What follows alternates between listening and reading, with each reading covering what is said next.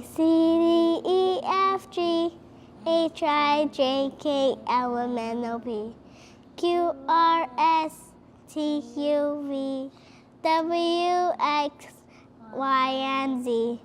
Now I know my ABCs. Next time, won't you sing with me? But you couldn't hear Ash's voice because he was listening very quiet. Ideas for starting a parent-child book club, presented by Supermoms. Chris, you and I both love to read to our kids. Absolutely. And we talked about starting a book club. And one thing I specifically loved about that is you talked about how you want to do other things besides wrestle with your boys or play sports with your boys. Like you want to do things that dads don't typically do. I think it's important that kids see that, right? And that they understand that dads can be, the whole picture, right? And as they grow up and they try to emulate those dads and one day become those dads, that they also will be the readers, right? And, the thinkers in the house as well. I think that's great. I'm here today with our friend Chris Montana. We did a segment at his family-owned business, and during that I found out that you and I are both kind of book nerds. I don't know, English majors. The secret's out. Secret's out. We love books. And both of us are very passionate about getting our kids to read. Absolutely. So I proposed an idea to you about doing this segment regarding getting a parent-child book club started, because I think a lot of people have play groups. I mean, that's a very common thing, but like, why not incorporate reading into that as a piece of it? Yeah, that makes a ton of sense to me, and that's why when you brought it up, I said, what a great idea. What's also nice for mom and dad is to be able to get together with other mom and dads and then share something with their kids that is going to be a lifelong skill for them, that is going to be important for them to build and also have an interest in themselves. We don't want to be shoving reading down our kids' throats. We want them to want to come to it, and this is one way that we can do that. Mm-hmm. And one nice thing about doing something like this is that it still is structured. There's still something that you can share with your kid, right? And you can sit down, you can do that, both you and your son or your daughter, but also you could do that with other dads, right? And so you can kind of share in that collective nervousness and apprehensiveness of, how do I relate to my kid? Well, you can use the book as the way to relate to your kid. And I think the nice thing about the book club, you and I talked, is a lot of times dads, specifically dads with boys, and I'm not going to stereotype, but even dads with girls I think do this, but go to that physical thing, that taking your kids skating, taking your kids to do something, but to be part of something more cerebral, which is a lot of times what moms take on, is kind of an interesting concept. Yeah, and I think it's important.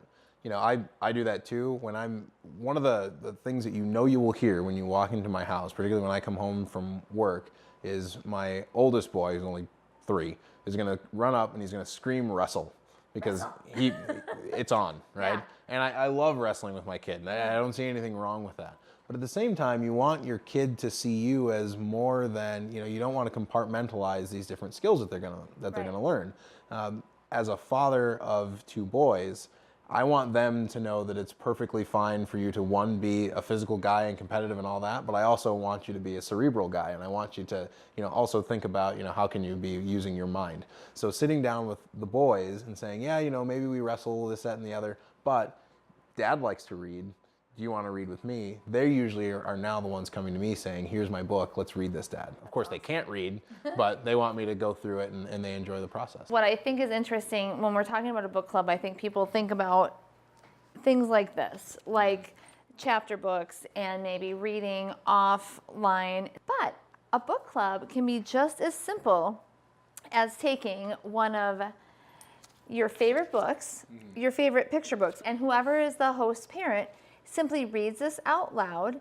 There could be some sort of easy craft with it. There could be a snack, but it does not have to start when kids can read. It can start much earlier than that. Yeah, and kids are interacting with these books way before they can read them, right? And that's one of the nice things about picture books, right? Is that we're going through it, we're telling the story, they're getting that story, but they see something on the page that we didn't talk about. Right? They see maybe there's a bird off to the side. They want to know about that bird. They want to know what that bird is doing. And so even as we're going through a page that, for these books that are for younger children, volumes are not going to be written on those pages, right? That's not really the point.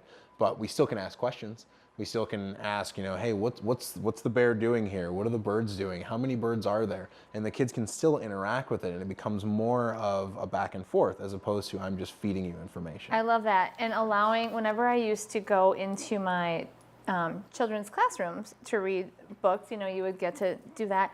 I would always allow space at the end of a page for those kinds of questions and interactions to happen. I think it's really important because they are noticing things that we're not noticing. Yeah, and they want to be a part of it. I mean, what kid wants to sit still for? I mean, how long does it take to read a book? Maybe it'll take you 10 minutes. Right. Do you know any young kids who want to sit still for 10 minutes? I'm having a hard time sitting still right now, right? So, I mean, they want to be a part of it. They do want to be a part of it. One thing I like to do with my kids is actually have them sit right beside me so they're seeing the words that I'm reading on the pages. There have been books that should have happened in 5 minutes that have taken a half hour because it's what does that word say? What does that word say? And I mean, you're just, the grin, you can't wipe it off your face because that's exactly what you want. You want them to be interested in that because they now have an interest in figuring out how can they read it on their own. Right. Chris, you brought this book today, and I've never seen it before because my kids are a little bit older than yours, and I think this is newer, but what do you love about this book?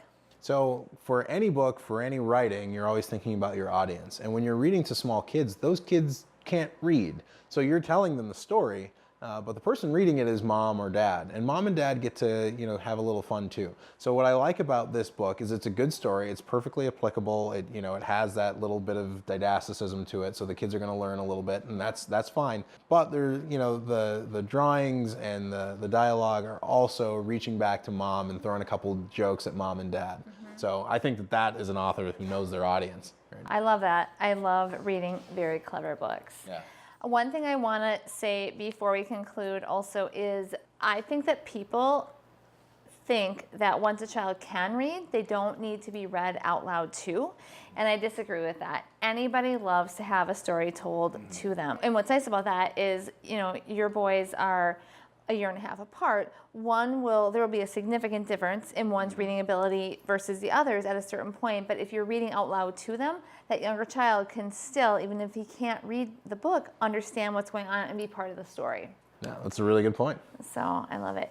All right, I think book clubs, we should start our own book club. Let's do it. All right.